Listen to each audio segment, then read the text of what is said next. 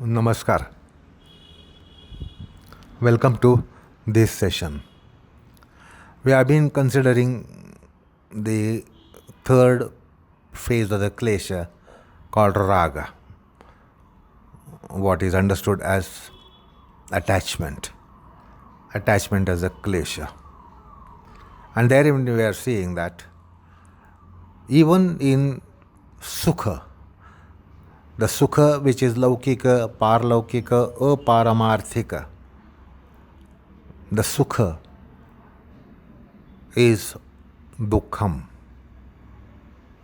And we were saying that how there is Sukha Dukkha Avivekam in our experience of Sukham, experience of pleasure and delight. But then still the question remained that how the Sukha is Dukkha, because it doesn't really convince a common man that what is pleasure and delight for us is essentially sorrow. So, therefore, we touch to a sutra, which is a forthcoming sutra, where Patanjali mentions Parinama Tapa Samskara Dukkhaihi Gunamvritti Virodhacha Dukkham Evam Sarva Vivekinaha.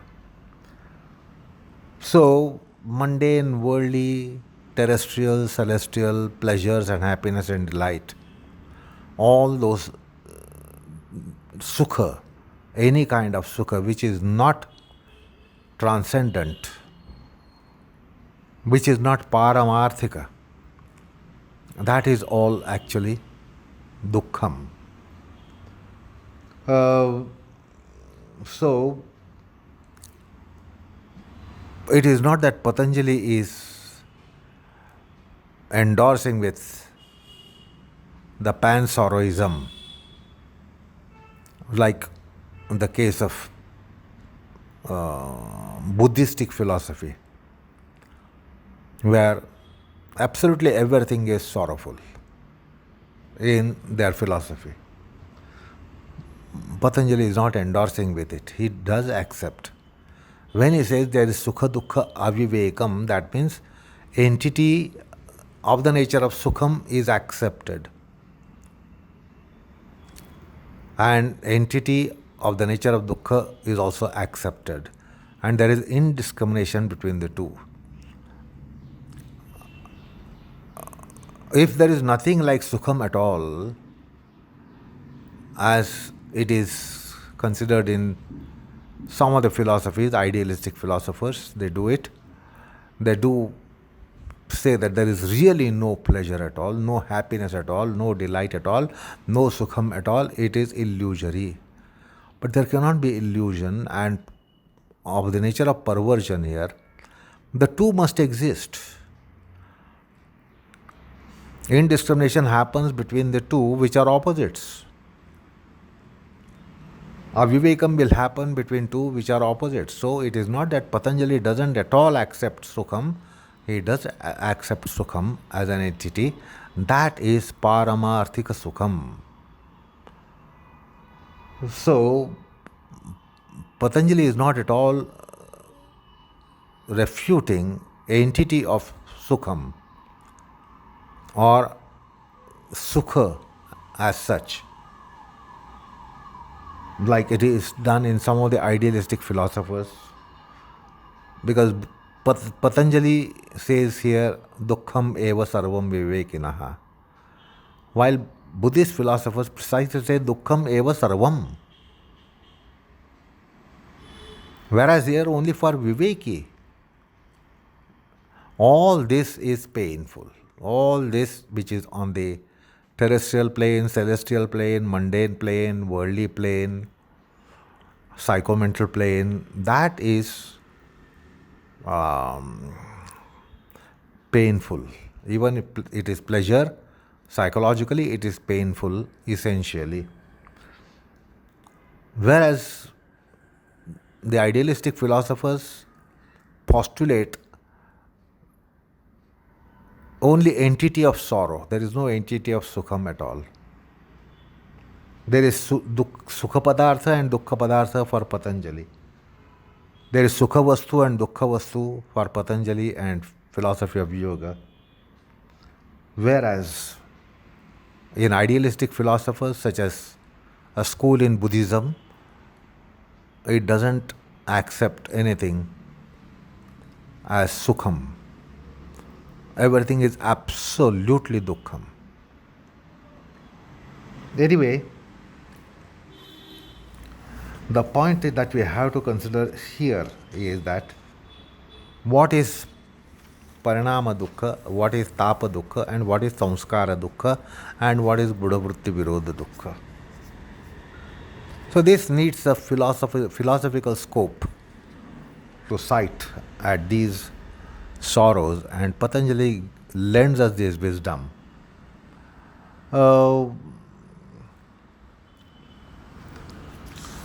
About Sukha Bhignya and Sukha, we all have experienced delight. So therefore we are Sukha Bhignya. That means we know that there is happiness, there is delight, there is pleasure. And then we have memory of it. We have memory of our experience of Sukham. And because of the memory of Sukha, we also have memory of the instrument of pleasure, instrument of happiness, what is called as Sukha Sadhana, the instruments of Sukha. And then we develop irresistible kind of fondness, attachment, desire, aspiration, and even delusion.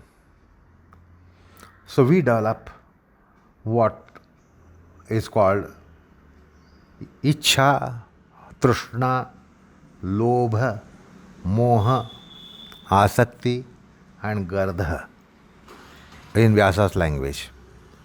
And that is Raga. So object or that Sukha itself is not a klesha, but what results out of Sukham invariably, unexceptionally, that is klesha. So that is what is the Sukha, which gives us a state such as I am happy, I am delighted. It doesn't stop there, but there is also sprout of desire, etc. Desire, lust, greed, infatuation, delusion. That is referred to as a klesha. Now, what is that Parinama Dukkha? So in simple words, let's try to understand, because we are not going to deal with that sutra itself, because that is coming at a later point in time. So it's an incidental point that has come up, so we are just dealing with it. That means Parinama Dukkha means effectual pain.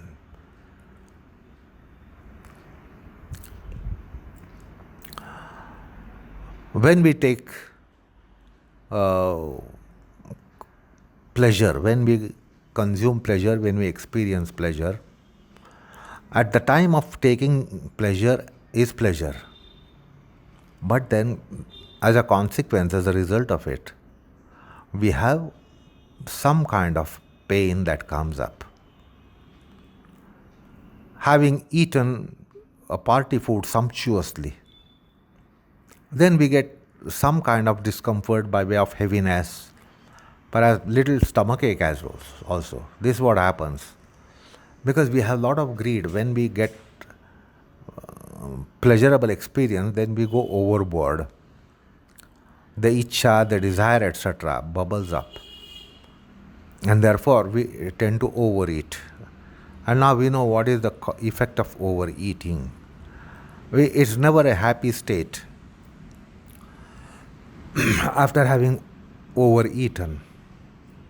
So understand, effect of consuming pleasure, because of the klesha that is also attached to the experience of pleasure, the fondness, the desire, itching, the craving, craze, we will never be discreet and there will be resultant sorrowness. And then another example is that suppose somebody likes sweet meats a lot. Now, overeating sweets creates a lifelong kind of sorrow by way of disease such as diabetes. No one is ever happy with a disease like diabetes. So there is a consequential sorrow, pain in sensory pleasures. So effectually there is a sorrow. This can be noticed. Then tapa dukkha. Tapa dukkha means, see, human psyche is such a strange psyche that if you give a delight to that person, while taking the delight, there is unnecessary kind of anxiousness, anxiety. Will I have it tomorrow? And I will not have tomorrow. So this is the human psyche, which is typical of it. That if some relishable thing is being consumed, the unnecessary thought of tomorrow. This is typical to human mind. Other creatures don't bother about tomorrow, but human being bothers about tomorrow. I will not be able to get it. Maybe I will not get it. Maybe I will not get this much. Maybe I will not get often. So while you are enjoying it, why don't you enjoy it? Why should you have unnecessary anxiety? Why have anxiousness that you may not have it again? You may not have it time and again. You may not have it as much as you are getting today. So this is the human psyche. It doesn't happen to subhuman psyche. So this is a kind of tapa dukkha. And there is samskara dukkha. Samskara dukkha means, it puts us onto the wheel. When we have pleasure or sukham, then we develop desire for it. We want it more and more often. To procure that sukham once again and time and again, we start doing anything. We end up doing anything. And then having done anything, it is either dharma or adharma. It is either karma or akarma. So dharma is going to fetch pleasure. Adharma is going to fetch dukkham.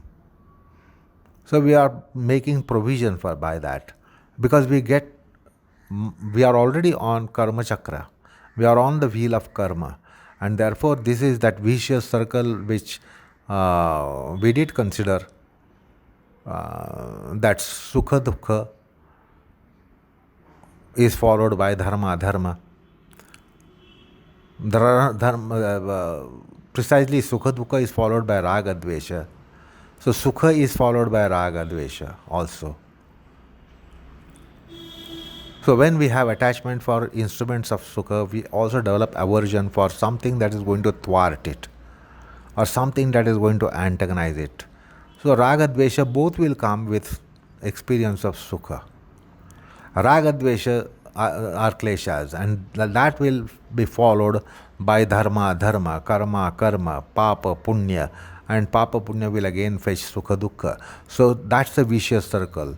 Sukha dukkha, raga dvesha, dharma-adharma, karma-akarma, papa punya, sukha dukkha, raga dvesha, karma-akarma, dharma-adharma, papa punya. So this is the vicious circle. So because it leaves behind impressions and creates samskars and creates vasanas. So that is the samskara dukkha.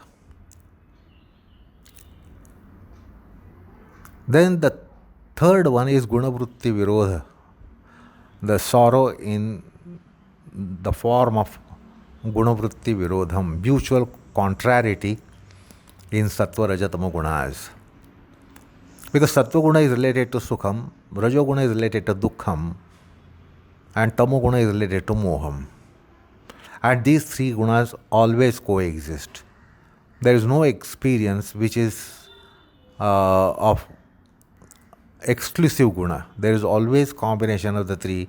This is the law of nature, Prakriti. That you cannot get something which is exclusively sattvic or exclusively rajasic or exclusively tamasic. So there is always this combination of the three, and the three have contrary gunas. There is contrariety in sattva, raja, tama. So that means there is contrariety in any experience. There is always a touch of dukkha and moha in sukha. In dukkha there is touch of sukha and moha, and in moha there is experience of sukha and dukkha microscopically. So they really spoil. They spoil the game. We will never have exclusive sukha, exclusive dukkha, exclusive moha. It is because of the coexistence of the three gunas as a cosmological scheme. So it is also explained like this psychologically. When you are having experience of sukha, you will have memory of even dukkha, which is untimely, and it spoils your experience. Or when you have experience of dukkham, the sukha memory of any delight or pleasure, will surface in the mind, and it will create a tumult in the mind. Or when you have delusion, moha, the sukha memory, dukkha memory will come and spoil the game. So this contrariety of gunas, they are spoilers of the game. So suppose you are having a pleasure out of delusive condition, a delusion.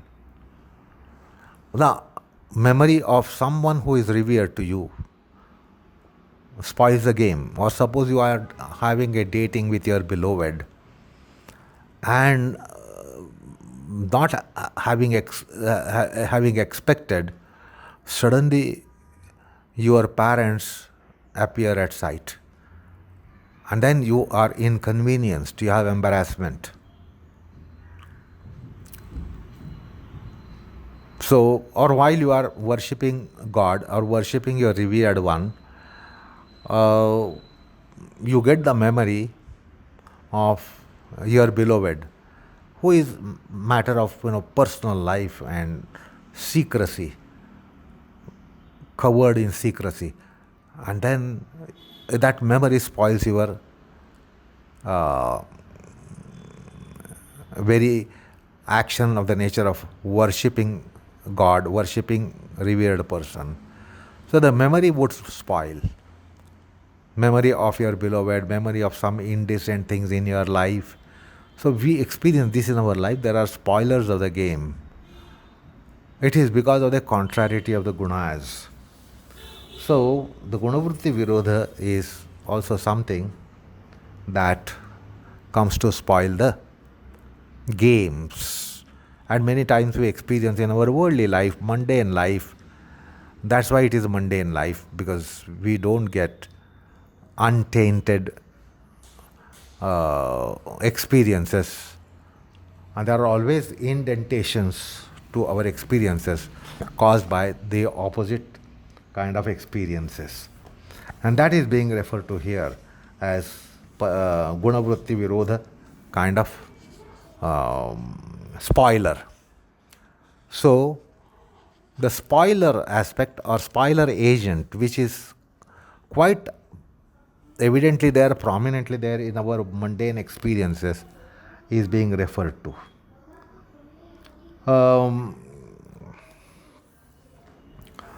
That is because we are all the time under the gravities of gunas. So that is why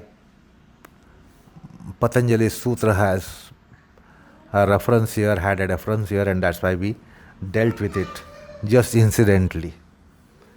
Now, about Sukham, the wisdom lore or wise lore of the wise people or wisdom lore tells us, and I recall a verse from Vishnu Puranam 4.10.23, न जातु कामाः कामानाम् उपभोगेन शाम्यति हविषा कृष्णवर्त्मैव भूय एव अभिवर्धते. So this is the painful aspect of the sukha, which the wisdom of the Lord tells us. And that's why I quoted Vishnu Puranam, where sage is telling us about this. The kama, the lust or passion or desire, is such that by giving satisfaction to it, we don't get really satisfied.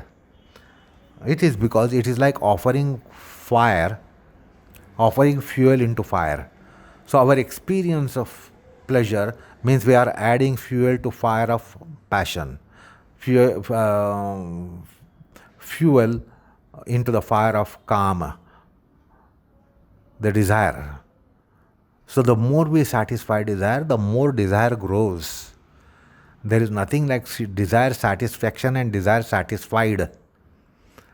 It is like offering fuel in fire. The more you add fuel into the fire blazes forth. The fire continues, fire increases.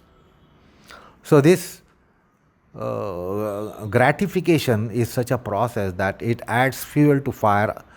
The fire is of the nature of kama, the fire is of the nature of desire, the fire is of the nature of lust. And the more it is satisfied, the more it grows. So that is what the wise people tell us about Sukham. Beware of Sukham, because we have tendency to go after Sukham.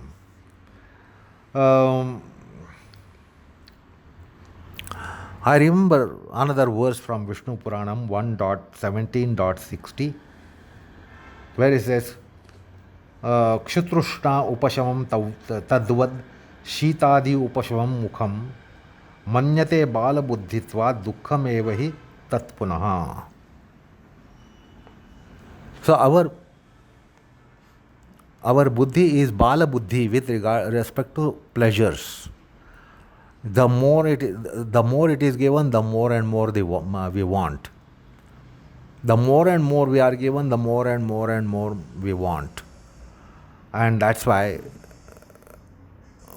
it ends up in sorrow, because you cannot be getting unlimited happiness, and therefore you will end up in sorrow. Then another verse I remember, Yat prithivyam vrihi yava hiranyam pashava striyaha ekasyapi na paryaptam tasmat trishna parityajet. Vishnu Purana again in 4.10.24. Even if the entire globe is offered to someone, the entire glory, which is offering gratifications to us, to our mind, senses, etc., all the objects, they are terrestrial objects for us, and suppose the whole globe is given to one person, it won't be enough. So all the pleasurable objects in the form of whatever the planet offers, whatever valuables like diamonds and golds and pearls, etc., or whatever livestock the earth offers, or whatever sex the earth offers, nothing is enough for even one man, one person. That is how the lust has pitiless appetite. And therefore that is not the purushartha, that is not that one should be looking for, is to going on satisfying the happiness or delight. Mahabharata in Vanaparva in 2.34 says, Trishna hi sarva papishtha nitya udvega kari smruta adharma bahula chaiva ghora papa bandini. The Trishna, the thirst, is cause of all sins. So at the bottom of sin, at the base of the sin or sinning, what you find is Trishna, the thirst. And all kinds of adharma are engendered from Trishna, and then it bounds us to sinning. We can't escape from sinning because it bounds us to sinning. Then Taittiriya Brahmanam in 2.2.5 says, Kamakam samudram vishyetah samudra ivahi kamaha naivahi kamasya anto asti na samudrasya iti. Like ocean has no end, Kama has no end. Raga has no end. As Raga has no end, so also the ocean doesn't have end. Just as the ocean doesn't have end, the Kama doesn't have end. Therefore, the Raga is really a klesha that one must be beware of. So, basically it is karma bandha, and you can see enormous karma bandha in Raga.